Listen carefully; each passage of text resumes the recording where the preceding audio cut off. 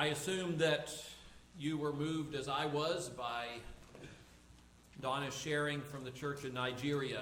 And the question that comes is just, how can they do that? How can they do that? Maybe it's not entirely unlike a question as we focus on this Memorial Day weekend and we think of those who fight for our country and those who have been in battle and have seen their comrades die, sometimes before their very eyes. And the next day they go back into battle. How can they do that? How can a person willingly put themselves or live or continue to exist in harm's way? How can people be willing to lay down their lives if that's what's asked of them? The title that we've kind of shared here this morning is Faith and Resilience. Resilience is the part that you see, the part of a person that keeps on keeping on. Whether it's returning to battle, whether it's returning to your place of worship, whether it's continuing to hope and trust, continuing to proclaim the name of Christ. Keeping on, continuing to live. Continuing to love, continuing to worship, continuing to serve. How is it possible? Well, it comes from the inside out. And it's possible when there is something inside of us that we call faith. And I don't mean faith in terms of just this wishful thinking. I'm talking about something that is as solid as a rock. I'm talking about the definition of faith that we read from Hebrews chapter 11. Actually, in our bulletin this morning. You can pull out your bulletin if it's handy and read this one together. Lois read this one for us. It's the one that starts with now faith. Would you read it with me? Now faith is being sure of what we hope for and certain of what we do not see. Now, I know I said faith is not just wishful thinking, and that definition could almost sound like wishful thinking. What is it I hope for? I'm going to try to be real certain of that. But no, as we read through this passage in Hebrews 11, it's not talking about just wishing for things. It's talking about a faith that's centered in a person, and we read person after person who, in the historical record, it says, by faith, Abraham did such and such, and by faith, Noah did such and such. And it gives us this list of people who were able to act with great courage, who were able to demonstrate great resilience because of something inside of them called faith. But it was not just wishing. It was a confidence, it was a certainty that's rooted in their knowledge of God. And we read just a little further in that passage in Hebrews 11 that we talk about the certainty and the confidence of faith. It has to do with believing in God. After mentioning Abel, after mentioning Enoch, in verse 6, the writer of Hebrews says, and without faith, it is impossible to please God, because anyone who comes to him must believe that he exists and that he rewards those who earnestly seek him. Now, I want to suggest that the key to faith is having a confidence in a person, having confidence in God. First of all, that God is. That's simply what it says. He who comes to God must believe that he is, that he exists. And then secondly, that he rewards those who earnestly seek him. We talked about soldiers giving their lives, and And to me, the only way I can see that that is possible is when you have some hope, some belief that's bigger than yourself. Something that's more important than your own life. For the soldier, perhaps it's his family, perhaps it's his country, that he has this strong conviction about, this love for, this belief in, that what I'm doing matters. That what I'm doing may make a difference even if I lose my life. That I am willing to lose my life in order to help provide for the safety and security of my family, of my countrymen, to help my country in some way. And you understand there's that faith in something bigger than myself. Well, God is larger than ourselves. And it's not just God himself, but it's God and confidence in who he is, confidence in his plan and purpose that enables us to trust in him. I think of the story of Job in the Old Testament.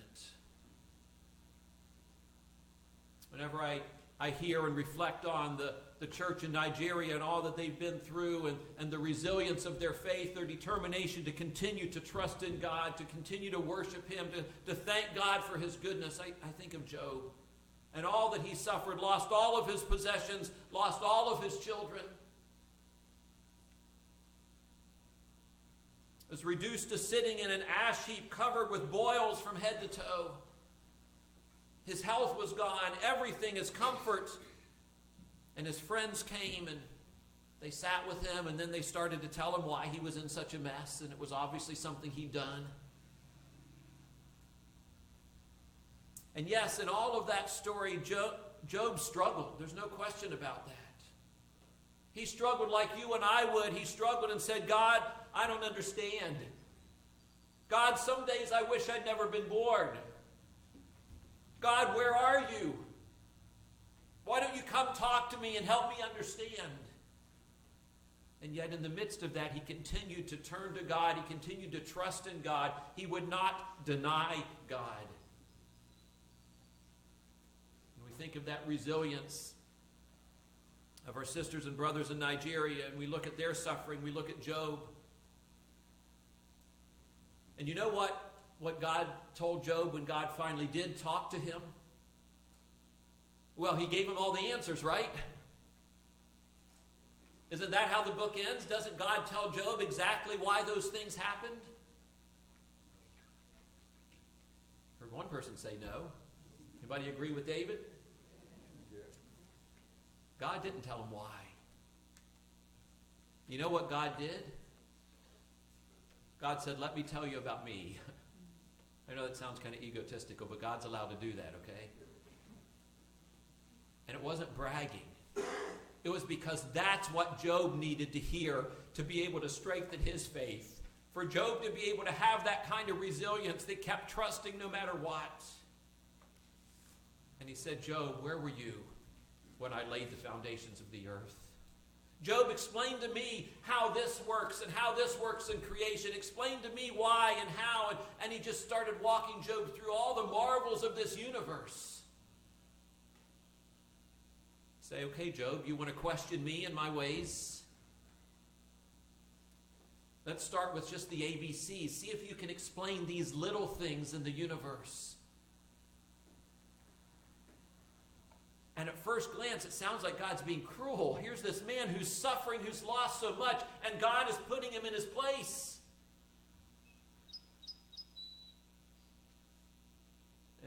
And that's true, except the cruel part.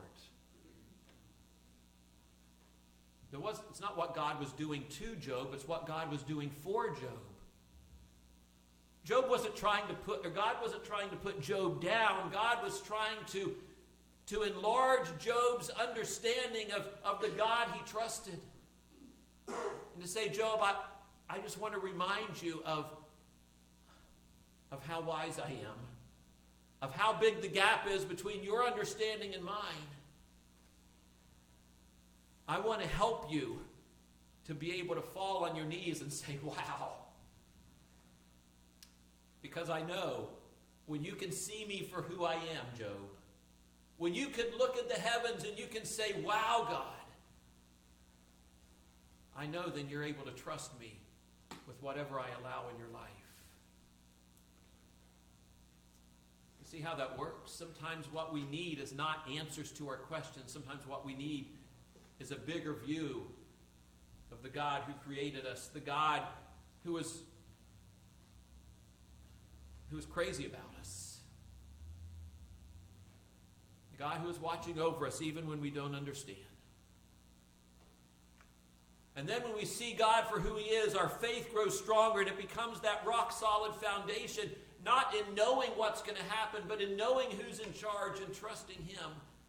Then suddenly our concern is less about our comfort and it's more about God's glory. It's more about his plan and his purpose. And one of the things that I've heard from our sisters and brothers in Nigeria that has stuck with me and has perhaps moved me as much as anything is expression of this confidence. I may get a word or two wrong, but not more than that. This is pretty close to an exact quote of what a brother who was here shared with us last summer when they were still in the midst of this, had a chance to speak at Peter Becker and was traveling some different places. And he basically said that there is not one drop of blood shed by a Nigerian believer in Nigeria. There's not one drop of blood that is wasted. There's not one tear shed that is wasted, but each one is a part of the story of the church in Nigeria. And the story of the church in Nigeria is a part of the story of God's church and God's grace and God's love throughout all eternity. It says the suffering isn't lost. It's part of a bigger story, and that story will be told for all of eternity.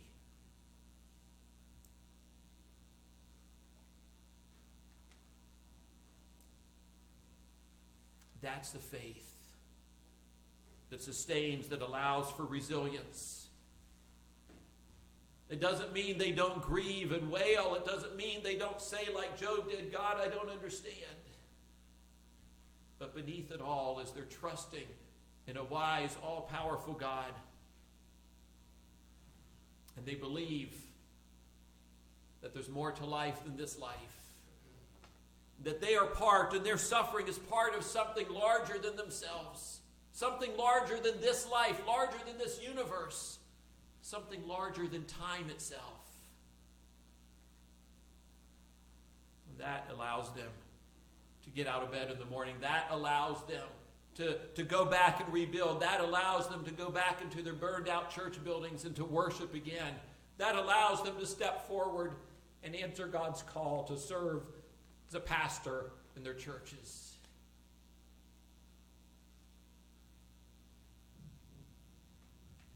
These are our children historically.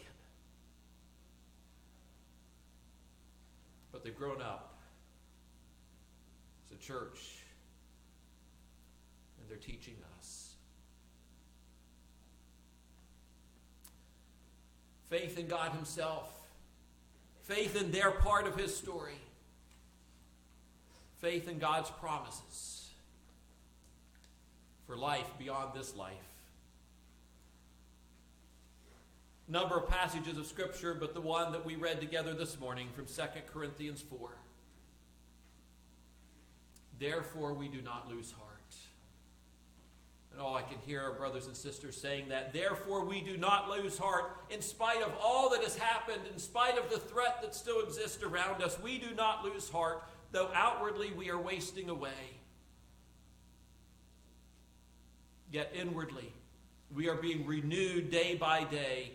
For our light and momentary troubles, and I know they don't feel light and they don't feel momentary, but you understand from the perspective of eternity, anything in this life is light and momentary compared with what God has promised.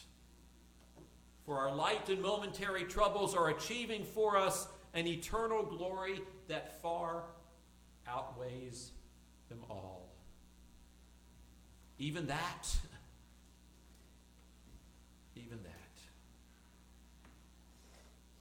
So we fix our eyes not on what is seen, but on what is unseen. For what is seen is temporary.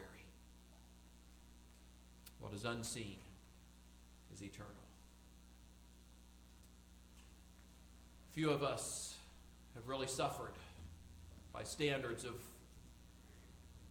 the suffering of the church in Nigeria as well as other places in the world. But may we learn from them. May our faith be just as deep, just as strong. Wherever our path leads, may we focus not on what is temporal, but what is eternal. May we have that confidence in God, in our place as part of His story, and in the future hope we have.